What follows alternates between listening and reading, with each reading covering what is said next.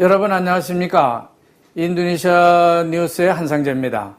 지금 인도네시아는 일부 지방을 제외하고 거의 모든 지역에서 라마단 뿌아사를 지키고 부카 뿌아사를 하기 위해서 분주하게 움직이고 있습니다. 그리고 조만간 라마단 달이 끝나고 르바란이라고 하는 이슬람 절기, 즉 이들피트리 연휴가 다가옵니다. 그렇기 때문에 모든 머스짓은 마이크 소리를 높이고 모든 회사 경영자들은 르바란 상여금 지급을 위해서 자금을 준비하느라 바쁠 것입니다. 또한 정부는 정부대로 르바란 14일 전에 모든 상여금을 지급하라고 독촉하고 있습니다. 회사 경영자들을 더욱 압박하는 그런 형국인 것입니다. 하여간 명절을 앞두고 모두 들떠있는 인도네시아의 모습만큼 한 주간 인도네시아에는 다양한 이슈들이 있었습니다. 그리고 지금 인도네시아 뉴스에서 그 소식들을 전달해 드리도록 하겠습니다.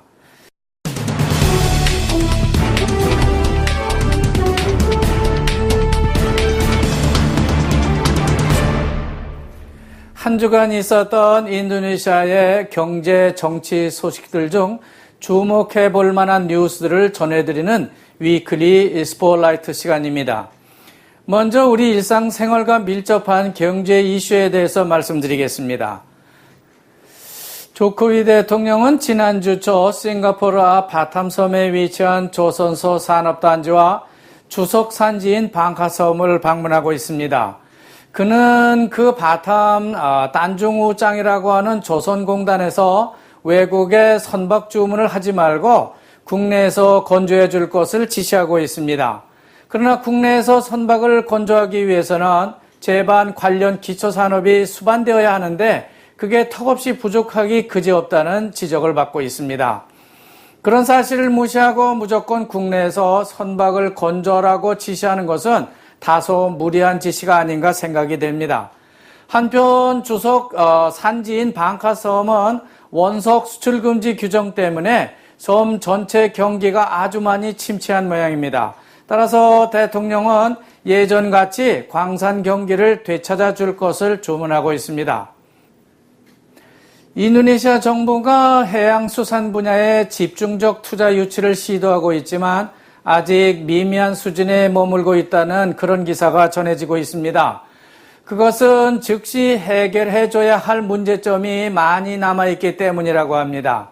말하자면 수산업이나 조선산업과 같은 특수분야 은행융자 제도에 여전히 문제가 많다고 하는 것입니다. 정부는 말루쿠주와 같은 인도네시아 동부 도서 지역에 신규 수산업 비즈니스를 개설하고자 하는 회사에는 정부가 나서서 적극 지원해 줄 것이라고 밝히고 있습니다. 지방 어민들이 잡은 고기를 저장해 줄 수 있는 냉동 창고를 지어주고 가장 문제가 되고 있는 수산물 운반은 페린도, 즉 인도네시아 수산물 유통공사가 운반선을 띄워서 해결해 주겠다고 하는 것입니다. 반면 지금까지 불법 조업과 까르텔을 일삼아오다 적발된 16개 수산회사, 즉 4개 그룹 수산회사에 대해서 점진적으로 그들이 가지고 있는 조업 허가 자체를 취소할 것이라고 말하고 있습니다. 인도네시아 정부는 조코위 정부 들어와서 대대적인 인프라 구축 사업을 계획하고 있습니다. 그중 하나가 농업용수댐 건설입니다. 정부 계획에 따르면 반텐주, 아제주, 중부자와주 등의 많은 농업용수댐을 건설하겠다고 한 것입니다. 그것은 대부분 식량 안보를 위한 댐이라고 볼 수 있습니다. 그러나 계획만 번듯하지 정작 토지 보상은 지연되고 있다는 지적을 받고 있습니다. 어떤 데는 토지 보상이 아직 절반도 안 된 지역이 아직도 많이 남아있다고 하는 것입니다. 가령 우리나라 정부 산하공사가 진행 중인 반텐주 세랑에 있는 까리안 댐만 보더라도 총 담수 예정 면적 2170헥타 중에서 기 토지 보상이 끝난 지역은 단지 800헥타에 불과합니다. 그리고 중국계 회사가 이미 건설을 마친 마젤란과 자띠그데 댐도 아직 토지 보상을 다 마치지 못해서 담수를 하지 못하고 있는 실정입니다. 여기까지 인도네시아 경제 동향을 살펴봤습니다. 지금부터는 정치적 주요 이슈를 전달해 드리도록 하겠습니다.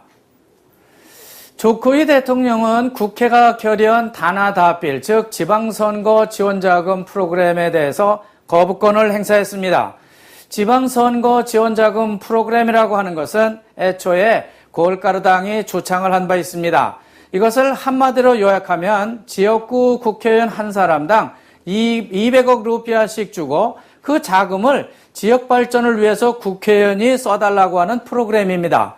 그런데 그것을 믿을 수 없는 조코이 대통령이 거부권을 행사한 것입니다. 그러나 가난한 깜풍 주민들은 그래도 정부가 거저주는 돈이니까 그 자금이 풀어지기를 기다리고 있는 것이 사실입니다. 요즘 인도네시아 정치권은 50% 이상 할인을 외치는 쇼핑몰과 달리 매우 조용한 편입니다. 그러나 그 내면을 살펴보면 그렇지만도 않은 것 같습니다. 특히 골가르당과 PPP당이 아주 복잡합니다. 당내 자중질환 때문에 지방선거에 나갈 법적인 자격조차 얻어내기 힘든 상황에서 조금 더 진전이 이루어지지 않고 있기 때문입니다. 두 당 모두 이슬라라고 하는 화해의 손을 두 정파가 억지로 손을 잡기는 했지만 법적 소송은 그대로 유지되고 있는 게 그것이 문제입니다. 따라서 선관위는 법적으로 볼 때에 골가르당과 PPP 두 당에 대해서 선거에 후보를 낼 자격을 줄 수 없다는 입장을 고수하고 있습니다. 그러므로 어떻게든 두 정파가 한 목소리를 내서 지방선거를 치러야만 하는 그런 위기에 처했다고 볼 수 있겠습니다. 이와 같은 난국을 해결하기 위해서 국회 다수 의석을 차지하고 있는 KMP 야당 그룹은 아주 묘한 수를 두고 있습니다. 그것은 선관위 비리를 조사해서 12월 지방선거 일정을 조금이라도 뒤로 미뤄보자고 하는 계략인 것입니다. 그것은 국회 다수당이 감사원에 선관위가 사용한 지난 2014년 예산 집행 내역을 철저히 조사하게 하도록 한 것입니다.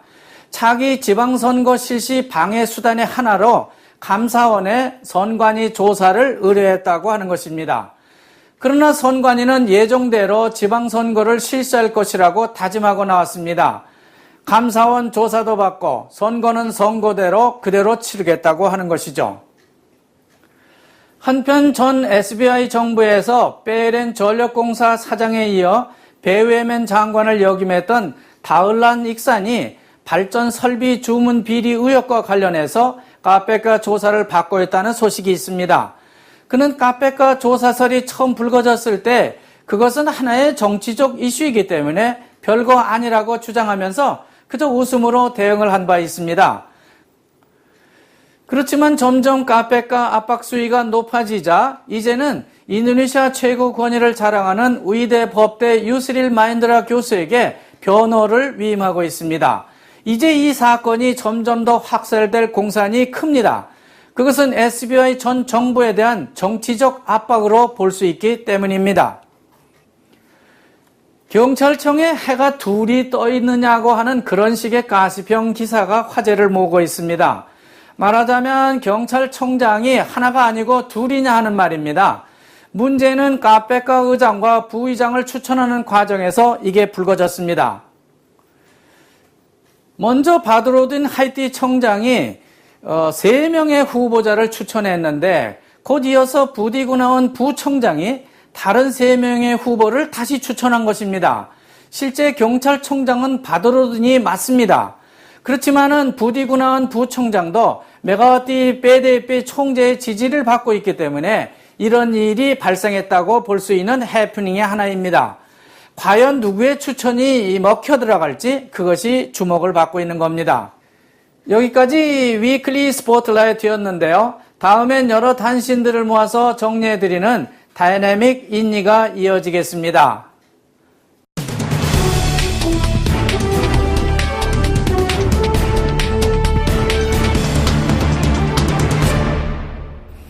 첫 소식입니다. 지난 25일 아침 한국을 다녀온 어린아이 한 명이 메르스에 감염된 것으로 알려지면서 온 인도네시아 신문과 방송이 주목을 한 바 있습니다. 그렇지만 보사보 실험실 조사 결과 메르스 네거티브 반응이 나왔다고 합니다. 따라서 인도네시아는 아직 메르스 환자가 없는 것으로 공식 조사 발표되고 있습니다. 하지만 인도네시아 당국은 메르스 확산 우려에 매우 고심하고 있습니다. 그것은 250만 명이나 되는 가정부가 사우디를 비롯한 중동 나라에서 일하고 있는 데다가 1년에 무려 750만 명이나 되는 무슬림들이 단기 내지는 하지 성지 순례를 하기 위해서 사우디 메카를 방문하고 있기 때문입니다.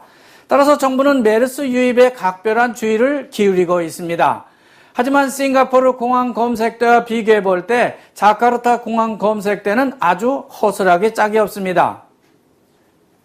리아우 경찰은 바탐섬에서 일하던 외국인 남녀 수십 명을 이민법 위반 혐의로 체포했다고 발표했습니다. 이들은 모두 60여 명으로 대부분 중국계와 대만계 사람들이라고 말하고 있습니다. 경찰은 이들이 컴퓨터 네트워크를 이용해서 금융 사기를 일삼는 그런 조직이라고 말하고 있습니다. 그러나 경찰은 이들의 신원을 정확히 밝히지는 않은 채 어떤 일을 어떻게 하려고 했던 것인지 네트워크 조사를 진행 중에 있는 것으로 발표하고 있습니다. 반텐주 세랑에 위치한 우리 한인 환경기업의 CHR 이니셜 그리고 박종이라고 하는 책임자를 환경산림부가 출국 금지시키고 소환할 준비를 마쳤다고 합니다. 폐기물 처리법을 위반한 것으로 알려진 이 한국계 회사 이름은 베테 와하나 파무나 림바 인더스리라고 합니다. 이 회사는 B3급 환경 폐기물을 환경법에 맞게 처리하지 않고 그냥 야적을 해두거나 땅에 묻어버린 혐의를 받고 있습니다. 그러나 회사 측은 환경법에 맞게 중화 처리했다고 반박하고 있습니다. 아직 조사가 끝난 것이 아니기 때문에 기업 입장에서 볼 때 적절한 법적 대응이나 대사관 도움이 필요할 것으로 생각됩니다. 이상 다이내믹 인이었습니다. 다음은 인도네시아 생활에 도움이 되는 정보를 알려드리는 라이프 앤 인포가 이어지겠습니다.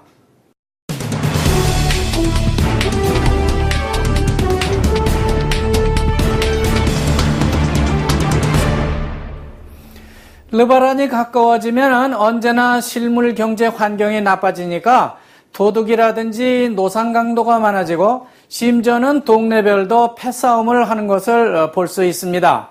이미 버카시에선 인도마켓과 같은 소규모 슈퍼마켓이 털린 바 있고 한 한국 교민은 지갑을 통째로 분실하기도 했습니다.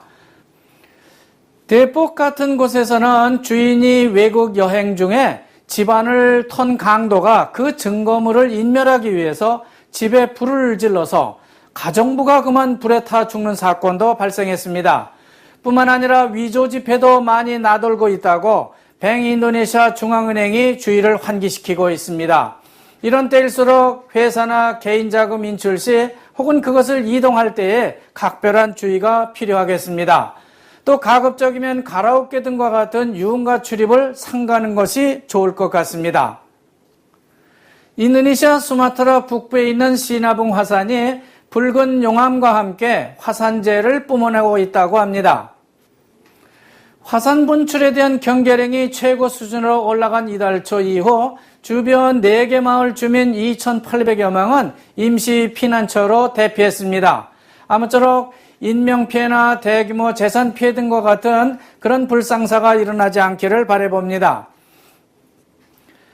이상으로 6월 마지막 주 한상재와 함께하는 인도네시아 주간 뉴스 동향을 모두 마치겠습니다. 시청자 여러분, 다음 7월 첫째 주에 다시 뵙겠습니다. 안녕히 계십시오. 감사합니다.